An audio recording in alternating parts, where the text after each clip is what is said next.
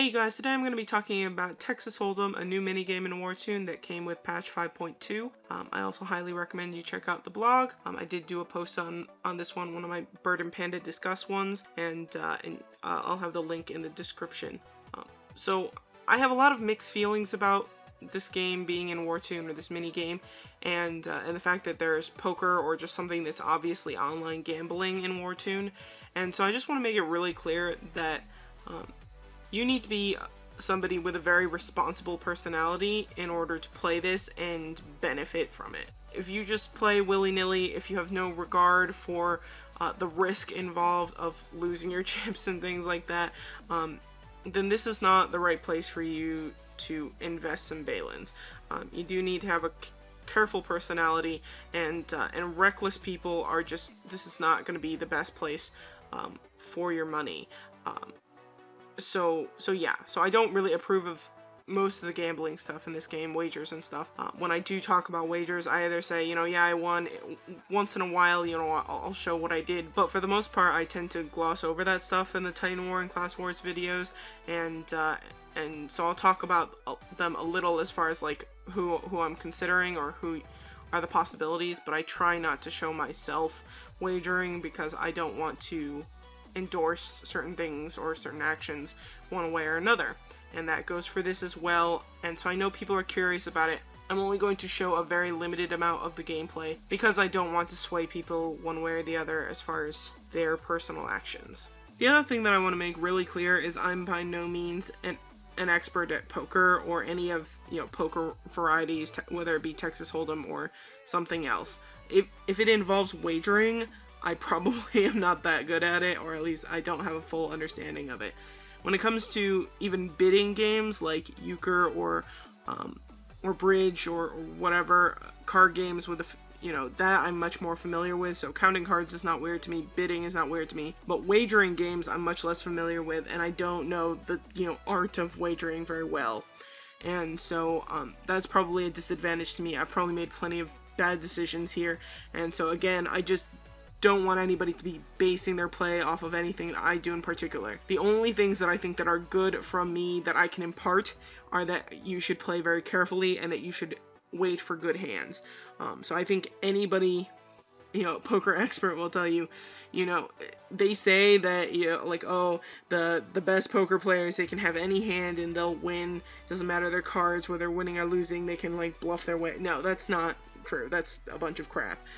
You need good hands in order to really win. There are people who are going to, be luckier than you and have good cards, and if you're just going in recklessly and do whatever, you will lose. So absolutely wait for good hands, and that's really the only thing that I can say where I can be definitive. Everything else, I don't want people to think that I by any means am a good poker player. So that's just not my forte. There's lots of other card games that you could ask me about, but this is just not one of them. Alright, so getting into the mechanics of things. Now that I've made my lack of expertise really, really clear, we can look at the chip exchange and all of the mechanics here. So the chip exchange is for real Balins only. You cannot use bound Balins. There's no option for that. So this is not a free player option. So here it defaults to 1,000, and so I bought 1,000, and I didn't really think about it. Somebody was like, oh, the minimum's 1,000, and I didn't realize you could lower this number. So that was stupid on my part. Really, if I were to go do this again, I'd probably start at like 500 or something, just to lower my initial investment, because I think it is very possible if you play if you play carefully and stuff, that you can gain plenty without having to start with as many as I did. That said, I feel comfortable with how many points I've earned, that this 1,000 Balins is not too terrible to me anymore. So I would go with a few hundred. There are people, I know somebody who started out with only 10, which I think is a little bit of too little. I think it's pretty hard to, get a good hand that you can for sure make some money off of just 10, but it is possible. I think a couple bucks put into it, and if you are a careful person, you can manage with that. The next part are the points. So each time that you play a hand, as long as you do not fold right off the bat, as long as you go through a round of wagering, you will get some points. Won't necessarily get a lot. It depends on the size of the pot and how many rounds of wagering go around the table. But every single round that you play, you will get some points. And that's probably how they get away with saying this isn't like traditional online gambling, because whether you win or lose, you get points. Actually, if two people go to the very end, they will split the highest number, or they will split the number of points that they get. They'll get equal a number of points, whether they're the person who won the chips or not. And so that's probably how they get away with this online gambling stuff, is that the points aren't related to whether or not you're winning chips. It just matters whether or not you're wagering chips. So I don't know if that makes sense. I'll try to make it clear through the gameplay, but really just going through the rounds is what gains points. It's not whether you win or lose. So really you just need to make sure that you keep your head above water and have chips so that you can play, and then you'll gain points very slowly depending on how big the pot is, but yeah, you'll definitely gain points if you play. So once you have some points and you've played a bit, you can go into the point shop and exchange. I haven't exchanged any, so this is the total number of points that I've earned since the very beginning, and so I have over 8,000. So the main things that I'm looking at, none of this stuff really interests me. For low cashers, these blue flames and these violet flames and the hellish flames are pretty difficult to get. So that's maybe something to consider, especially if you have like a whole lot of points. You only need 20 of these in order to make a piece of gear. So it's a gear upgrade for your kid. So it's not a huge expense. The other thing might be these gold sands once you make the orange gear, but red coppers and other stuff you can get from bounty targets. And again, same with the refinement materials. You probably only would be interested in the dragon bloodstones or for refined stones. Everything else, these you can get from online bonuses, and the other stuff are relatively easy to get. For me, for my money, Fate Stone's not interesting. Tenacity marks are definitely something I'm considering. So far, you can only get these in large quantities through the recharge events, and so you do get some weekly ones if you get enough PvP points, but they're not in large quantities. The other thing that you need in huge quantities, hundreds and hundreds of thousands, are mount whips. Mount whips translate to so much BR through the magic mount trainings and through just normal training and whatever, and so getting these in huge quantities, even doing TOK Nightmare, there's only so many that you can get. And so here you can get a lot of mount whips, and so this was sort of what I used to gauge how many points I wanted to go for. So I said, okay, I made an initial investment of 1,000 balins. I put 1,000 balins in. Got 1,000 chips, and so whatever I do, I want to make sure that I gain 8,000 points. And why 8,000 was my goal was because I said, okay, if I get 8,000 points, I'll get 4,000 mount whips. And so that's a quarter of one balin per mount whip that I get. And so for me, I was like, okay, that's a decent rate. I used to think that like half a balin per whip was tolerable, so that would have meant that I would need 4,000 points. But these days, just considering costs and everything and the abundance of whips, if I'm gonna purchase whips, I want it to be like a quarter of a balin, so 0.25 balins per whip. And so I've reached that goal, and so now I'm going to really slow down on how much I play this game. It's a little bit tiring, like how much time you need to put into it to get that amount. But at least now, whatever I do from here on out is just only going to be, icing on the cake. It's like, okay, I hit my goal, and so now whatever I get is just that much better. And so that's why I'm really thinking about whips, because it's very easy for me to quantify, and the exchange is relatively good. It's only 2 of these points per whip. So tenacity marks, definitely something I'm considering, but at least for now, I feel good about how many points I've earned because I can get a lot of whips. And the rest of it I don't think is that interesting. I mean, these Gifts of God, Compliments of God, and Blessings of God are pretty easy to get through exchanges, event exchanges, so it might be easier. These are really high exchange costs for something that you need 100 of. What else? And yeah, so these are whatever. don't get those. And then we can just get into the gameplay a bit. Because of this rake, you really should not be playing with just like one other person. So the maximum number of people possible are 6. So we have a full table here. That's very good. We have some people with a good chunk of balance. I see Chili Mac is here. Chili started with 3k chips, so he bought in quite a bit, but he is a much better poker player than I am from whatever I can tell. And so he's like tripled his chips. He's probably made tons out of this, and so his initial investment was probably pretty good, at least by his standard, by how much he's made. He's been a little bit up and down. I've seen him as low as like 6k, but for much of the time I've seen him over 9k, definitely well over 8k. So he definitely knows what he's doing better than I do. But we'll get going. Just have to wait for this hand to go through, and then we can get started.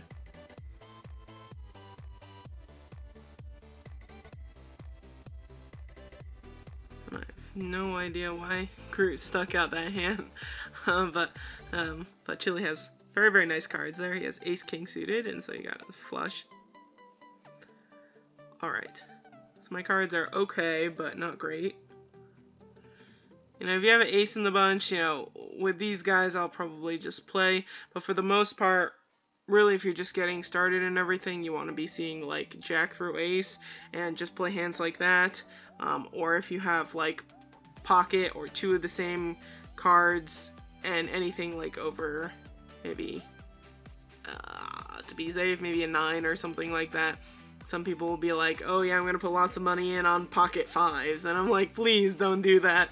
But yeah, so just be careful. So oftentimes if people have good cards, they'll just sort of bid up before we even see the community cards, which will show up here, and that's just to get money in the pot. This person is going all in, and I sort of just want Chili to deal with this. And this is just a bad idea. So there's no real nice way of saying it.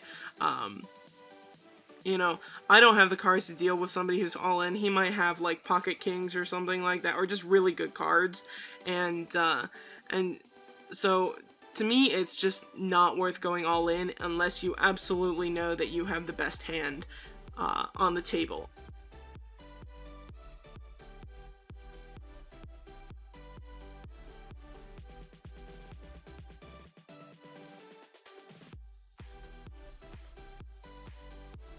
So this is just crazy. He was betting all that on a pair, but his hand was still better than Groot's, so yeah. So don't do that. It's just there's an example of what you should not do, and I'm not even gonna play with these cards. Really, so I didn't show the points there, but with this hand I'll show that I get 0 points because I just folded before any of the play happened. But the people who end up wagering this, even if you just fold after the next round, so Steven 2 is not going to get any points, but Chili Mac, Anytime, and Lord Bray are all going to get some points that they can use in the shop, regardless of whether or not they win this hand. And so here, high risk of a flush. These guys are playing with relatively big points. Sometimes you go in and everybody's like, putting in like 10 points or something. It's very, small stuff, but maybe with Chili around. Chili's over 10k points, chips right now, so that is big stuff, but that's mostly poor play on the part of the others here. I don't know what was going on that hand, but people are playing too recklessly.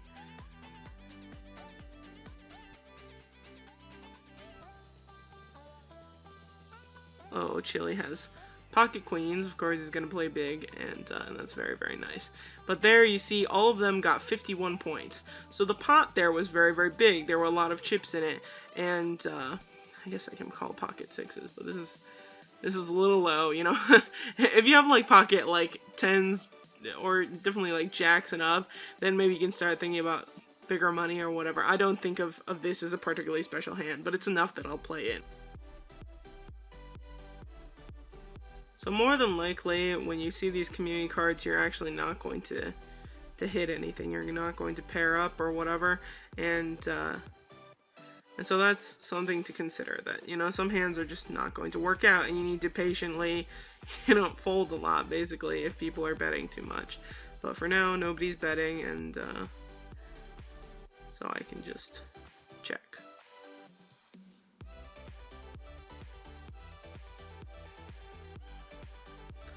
Check again. It doesn't seem like anybody's paired up, but they might just be, you know, slow going it. Somebody could have 2 spades and have a flush. That would be the best hand. I'm just gonna call because I'm curious, and because if I call, that means I'm part of the last set of wagers, and so I'll be part of the people who get the most points on the table. So, you know, paying up. So here, yeah, so Steven only got 2, Lord Bray only got 2, but I got 4 points because I was part of the people who were part of the last set of wagers. So here I'm the big blind, Lord Bray is the little blind, and I have pocket 4s, which, so anyway, not all your hands are going to be good. So really a person like Chili, who's willing to put a lot of time and who is relatively good at poker, you know, really can make out like a bandit from this type of event. I'm sure he's built up a ton of points, and so he's going to get a nice chunk of BR out of this event just from the whips and materials that he can get out of this. I don't know if he's going to go for tenacity or if he's going to go for whips, but I'm pretty sure it's going to be one of the two. One annoying part about this is that I can't get to my PMs to talk to people, so you can press return and you can talk in guild chat or, you know, whatever chats, but PMs and stuff aren't possible. And I'm gonna fold because if anybody's paired up at all, I have a worse hand. So I have a pair, but it will be the worst pair on the table. And here Steven 2 does pretty well. So all of us that, you know, weren't part of that last wager only get a couple points, and then the 2 people that were involved with that last big wager got 37. So the bigger the pot, the more points are available at the end, but you have to be part of that last set of wagers in order to really get the most points possible. So you only get a couple points as sort of consolation for being part of the hand, but not fully participating in all the wagers. So some scary stuff on the table. Anybody with an ace already has a full house. Do wonder if anybody has anything. It could be they just all have crap, and so nobody's been able to pair up. Nobody has a 4. If anybody had like any one of these cards on the table, they would have wagered big. So I think 4 people is the like bare minimum that you want to play with. Like even just 3, I'm not a huge fan of unless they have a lot of chips, and so they tend to wager a bit bigger. But I think 4 is a minimum. If you play too many hands with 3 people, I would just get out until you start seeing more people involved, but preferably 5 or 6. I'll call this, but I think if I had like very few chips, I would skip this hand. So when you have a lot of chips, it's sometimes, this is not necessarily how real poker should work, but it is sort of worth participating in some of the hands for very, very few chips, just to collect up some points, because if you fold immediately, you're not going to get any points. But then again, you should not be playing with bad cards. So yeah, it's a balance. Looks like nobody has anything here. Is there a single heart? No, nobody has hearts. If they did, they probably would have anteed up. So really nothing too exciting here. You know, I've folded a lot because my cards have been not that great, but that's totally okay with me as far as what I show on this video, because I don't want to make it seem like every hand or something is exciting. It's not like battles or whatever where I try and find the most exciting things that are close or whatever, because those things are things that I do promote and think are fun. Not that this can't be fun, but I also want to emphasize that you should really be responsible about how you play, and so you should be waiting for good hands and trying to just play as many hands as physically possible, because that's what will get you points. The more you wager, or the more rounds that you wager through, the more points you will get, especially if the pot is big. But when it comes to big pots, you still want to be the one winning, because there is some risk with your chips. You want to be in a comfortable place with your chips to make sure that you can play this for a long time and reap the benefits for quite a while. So please enjoy and play responsibly, you guys, and I hope this helped. Again, check out the link in the description to go to the blog, where I'll have more details and talk about maybe some things that I missed here, and vice versa. So take care, you guys, and have a very good day.